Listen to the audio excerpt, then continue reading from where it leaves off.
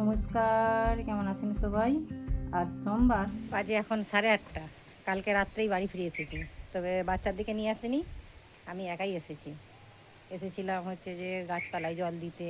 তারপর আরও হচ্ছে যে ওই একটু টুকিটাকি কাজ আছে আজকে, যেগুলো সকালে সারবো। তবে আজকে আর যাওয়ার কথা ছিল, যাবনি কেন, গাড়িটা প্রচণ্ড ডিস্টার্ব করছে। সার্ভিসিং থেকে নিয়ে এসেই গিয়েছি, তবু প্রচণ্ড ডিস্টার্ব করছে। তেল ট্যাঙ্কিটা প্রচণ্ড মানে মানে ময়লা জাম করেছে, ওগুলো সাফ করতে হবে। আজকে পুরো দিন গাড়ি থাকবে গ্যারেজে, সেই জন্য আজকে আর যেতে পারবো না। আগামীকাল গিয়ে বাচ্চাদেরকে নিয়ে আসবো। তা না হলে দেখছি, ওদেরকে বলবো গাড়িতে চলে আসতে, চলতে গাড়িতে। ওরা চলেও আসবে অবশ্য।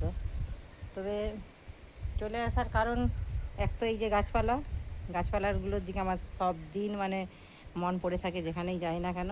তারপর আর একটা কেন জানি নিজের বাড়িতে যেন একটা শান্তি আছে, মানে নিজের বাড়িতে মতো যে শান্তি মানে কোথাও নেই, সেটা বাপের বাড়িই হোক আর যেখানেই হোক।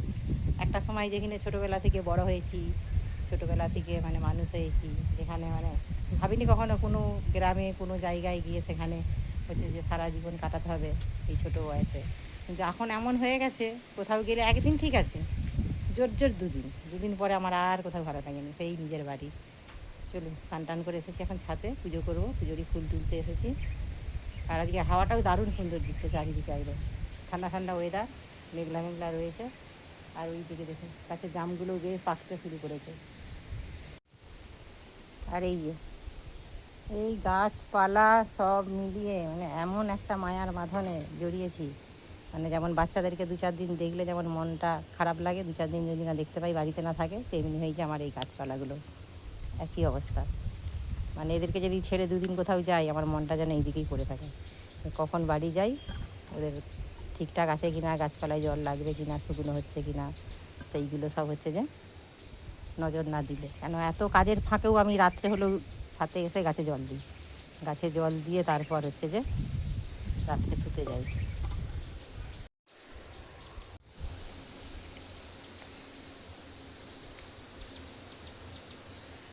এই যে গাছের বেগুনগুলোও সুন্দর হয়েছে, এইগুলোও তুলে নেব। আজকে হচ্ছে যে কী শক্ত বোঁখা,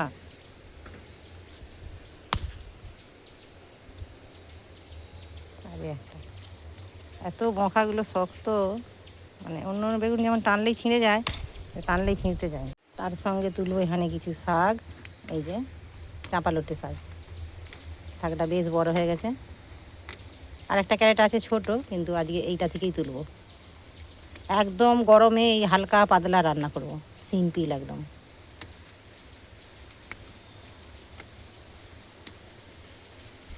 এই যে এইগুলো হয়ে গেছে, এইগুলো হলেই হয়ে যাবে।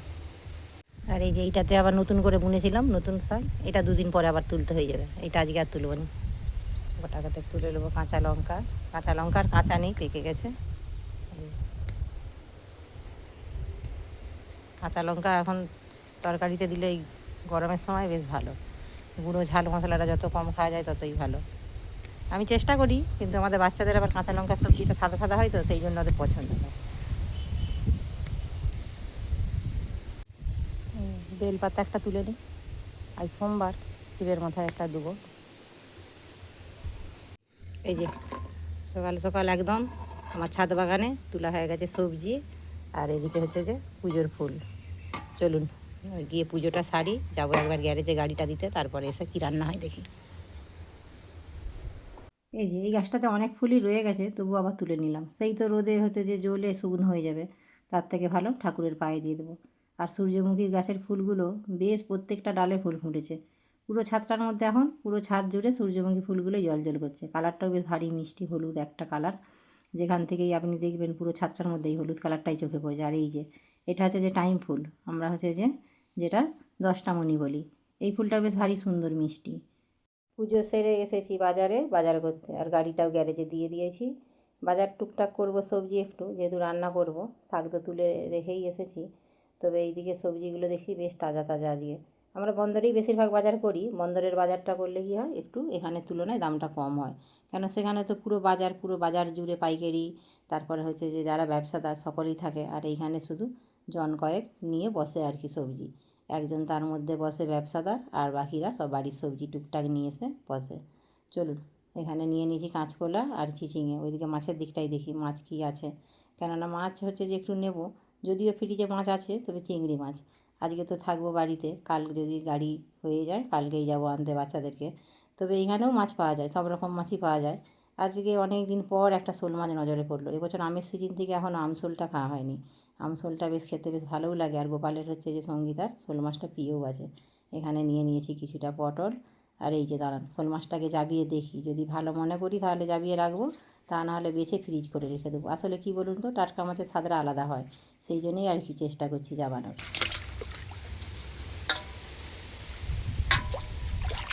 মনে হচ্ছে থেকে যাবে, ভালোই তো আছে দেখে মনে হচ্ছে, থাক। ওই আমসোল করবো বলে কিনেছি আর কি। এবছর হচ্ছে যে আমের সিজন থেকে শোল মাছ দিয়ে আমসোল একবারও খাওয়া হয়নি। অবশ্য শোল মাছটা টাইমে পাইনি, সেই জন্যই আর কি। চলুন, এদিকে নিয়ে নিয়েছি মুড়ি, মুড়ি খেয়ে এবারে রান্না বসাবো। একটা চপও নিয়ে এসেছিলাম বাজার থেকে, এদিকে বসিয়ে দিয়েছি রান্না। রান্না তবে আজকে একদম সিম্পল ঝাড়াঝাপটা। এই যে কটা নোনা চিংড়ি নিয়েছি, এই নোনা চিংড়িগুলো দিয়ে করলা দিয়ে আলু দিয়ে হালকা পাতলা মশলা দিয়ে একদম একটু ঝোল করব। আর ছাদ থেকে যে শাকটা তুলে এনেছি সেই শাকটা একটু আলু বেগুন দিয়ে শুকনো শুকনো চচ্চড়ি করব। চলুন, মাছগুলো ভেজে নিয়েছি, এবার করলাগুলো ভেজে নিই। এই করলা দুটো ছিল, সেই দুটোই কেটে নিয়েছি। বাচ্চারা অবশ্য করলা খায় না, যেহেতু ফ্রিজে ছিল ভাবলাম আজকে বাচ্চারা যেহেতু বাড়িতে নেই তাই করলাটাই রান্না করে নিলাম। চলুন, এদিকে নিয়ে নিয়েছি মশলার মধ্যে একটু গোটা জিরে, আদা কুচি আর এই কাঁচা লঙ্কা কটা। কাঁচা লঙ্কা কটা হচ্ছে যে বেটে নেবো একদম, সেই জন্যই হচ্ছে যে শিলে আর বাটলাম না, ওই যে মিক্সচার মেশিনেই দিয়ে বেটে নিয়েছি। শিলে বাটলে মশলাটা ভালো হয় ঠিকই, কিন্তু কোনো কোনো সময় আমি আবার মিক্সচার মেশিনেও বেটে নিই। এদিকে ফোড়নে দিয়ে দিলাম তেজপাতা, শুকনো লঙ্কা, পেঁয়াজ, এবার দিয়ে দিলাম আলু। এবার নুন দিয়ে এটা ঢাকা হয়ে হয়ে ভাজা হতে থাক, ততক্ষণে এটা চাপা দিয়ে দিই। আজকেই যাবার ইচ্ছা ছিল সকালেই, সকালে স্নান করে পুজো সেরে ভেবেছিলাম চলে যাব, আজকের দিনটা থাকবো, কালকে বাচ্চাদের নিয়ে বাড়ি ফিরবো। কিন্তু কী আর করা যাবে, ওই যে বলে না, ভাগ্যে যেটা নেই সেটা হওয়ার নয়। কালকে ওই যে আস্তে আস্তে রাত্রি প্রায় 9টা বেজে গেছিলো, কারণ রাস্তাতে গাড়িটা এত ডিস্টার্ব হয়েছিল, অনেকটা সময় লেগে গিয়েছিল। এসে তারপরে গাড়ির গ্যারেজে ফোন করলাম, আজকে সকালে দিতে বলেছে গাড়িটা গ্যারেজে, এই যে গাড়িটা দিয়েও চলে এসেছি। কিন্তু এখন মনে হচ্ছে তো এবেলাও হবে নি, আর হচ্ছে যে সেবেলাও আসা নেই, খুবই কম। সেই জন্যই একটু রান্নাটাও বেশি করে করে নিয়েছি, একবেলা সবজিটা দুবেলার হয়ে যাবে। চলুন, এবারে দিয়ে দিলাম জল, মশলা টশলা সব কষিয়ে দিয়ে দিয়েছি, দিয়ে দিলাম উপর দিয়ে চিংড়ি মাছ ভাজা। তবে ভাগ্যে নেই মনে হয় আমার এই পুজো দেখাটা। এই যে দড়ির শীতলা পুজো হয়েছিল, ওটাও একটা হচ্ছে যে মায়ের পুজো, আর একটা বৈশাখ মাসে পুজো হয়, ওটা বাড়ির সামনাসামনি একটু। সেইটা হচ্ছে যে এই আজকে পুজো।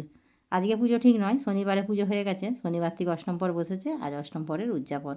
ওখানেও ধুমধাম করে নাকি পুজো হয় শুনেছি মায়ের মুখে। অবশ্য আমার বিয়ের পর থেকে আমি এখনও পর্যন্ত ওই পুজোটা দেখিনি, ইচ্ছে ছিল এবছর দেখব, সেটাও আর হলো না।